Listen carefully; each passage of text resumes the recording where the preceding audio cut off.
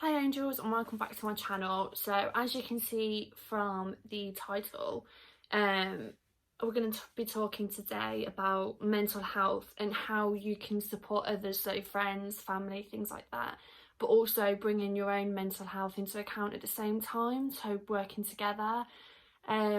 We all know obviously of recent events, unfortunately. Caroline Flack, she did take her own life.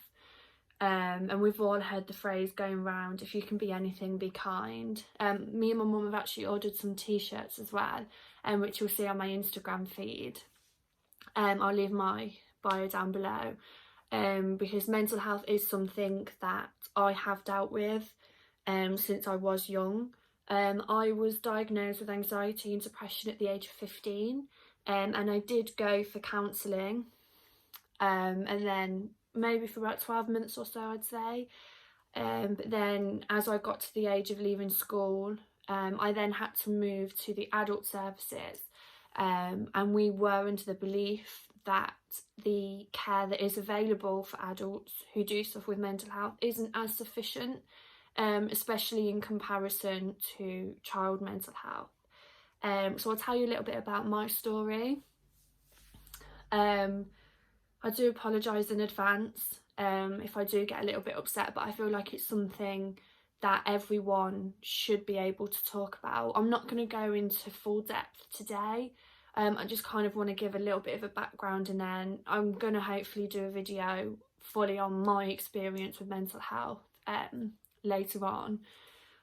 So as I said, I have suffered since I was 15, well, officially diagnosed when I was 15. I am now 23.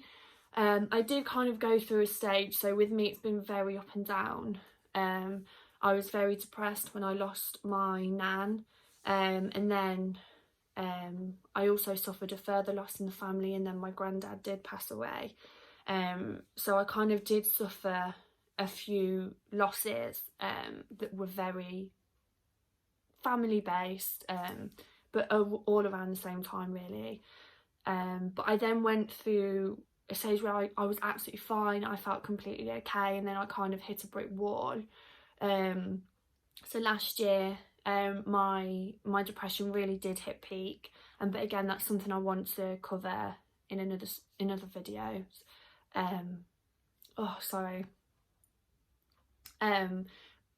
But mainly it's my anxiety that I battle with on a daily basis.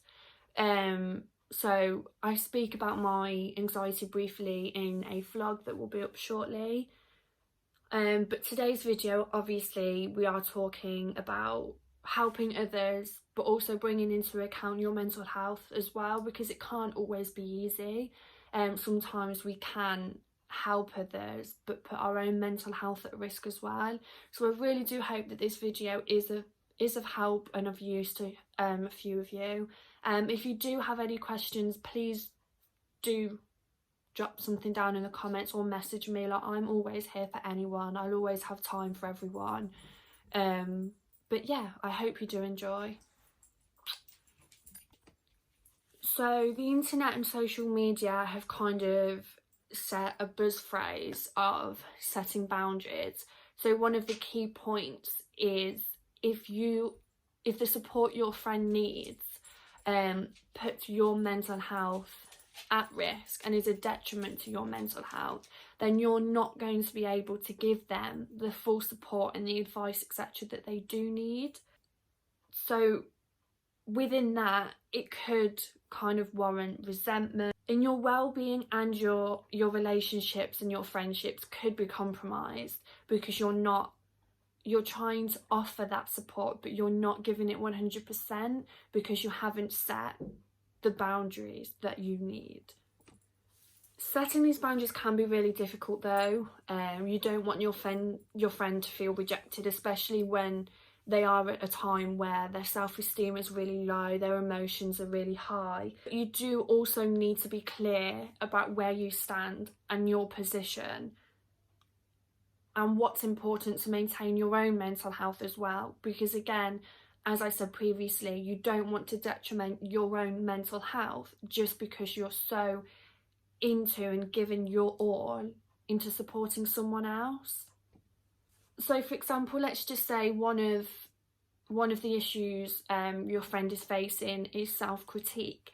Just make them aware that this is something that you are dealing with yourself, and that you do have difficulties with. So you could say, for example, like, I'm trying not to entertain crappy thoughts at the moment. I'm trying to focus on all the positive, happy things that are going on around me. Like, it is easier said than done. Like, I say it all the time, but these are the little steps that you are taking to help yourself as well. If you're struggling to connect with your friend, just speak to them, just let them know, obviously, that you're always here, just show that you are supportive, but just take a little step back.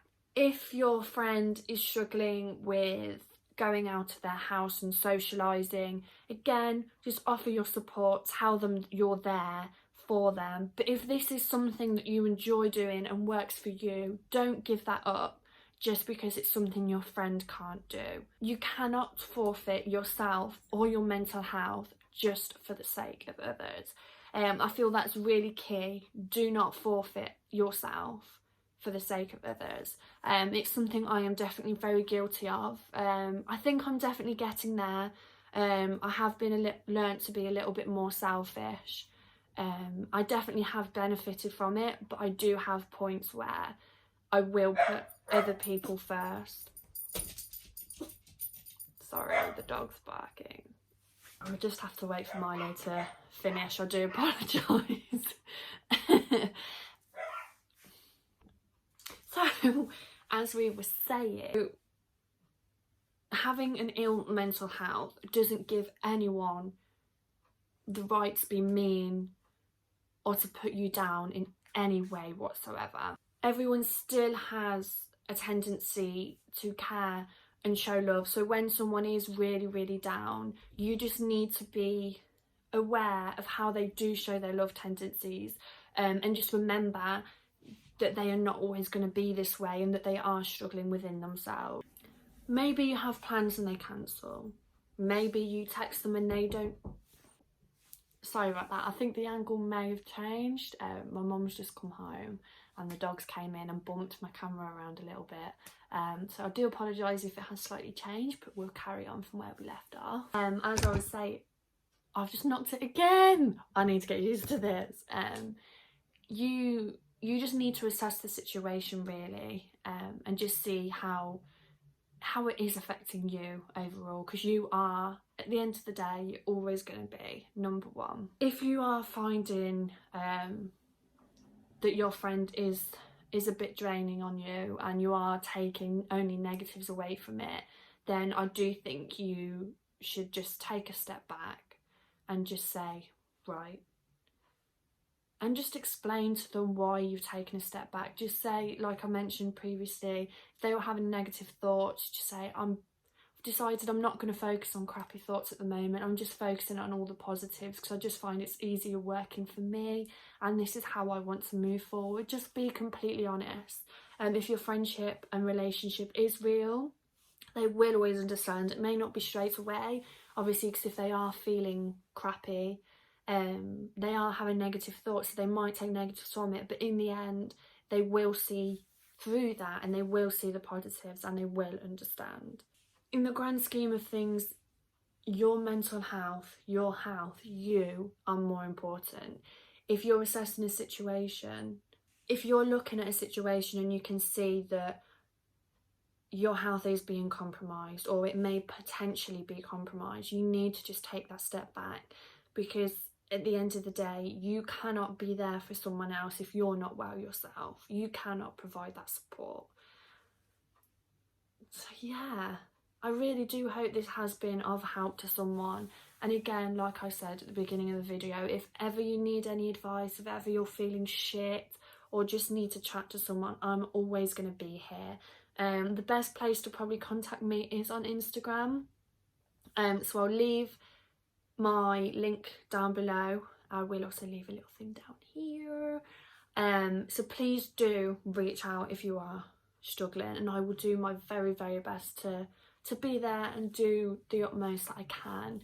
So if you did like this video, please give me a thumbs up and subscribe, and I'll see you shortly. Bye, angels.